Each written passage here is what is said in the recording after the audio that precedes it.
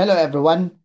Ito po ang online PCO application system. Online application system for PCO accreditation under the Department of Environment and Natural Resources Environmental Management Bureau. At kung PCO accreditation naman under LLDA, doon mismo personally ang application sa LLDA. So itong online PCO application system, dito nga ang application ng PCO accreditation sa EMB Regional Office. So, hindi siya personal or manual application.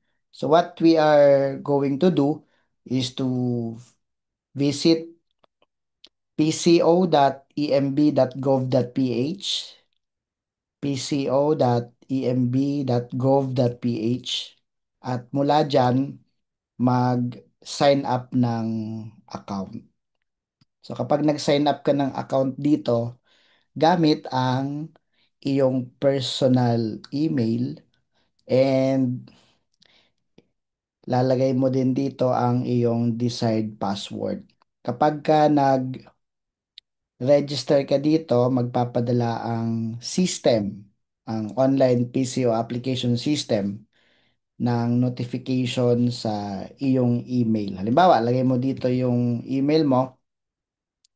Pagka-register, magpapadala yan ng email. abc@gmail.com for example, dyan. Magpapadala ang system ng notification dyan sa email at mayroon ka doong kailangang i-click para ma-activate mo ang iyong account.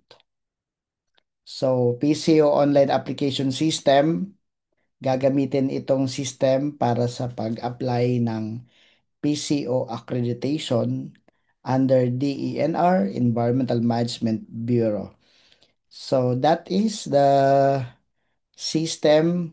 Magsasubmit ka dito ng mga requirements at kapag na approve naman ang iyong application, dito mo rin madadownload ang iyong PCO Certificate of Accreditation.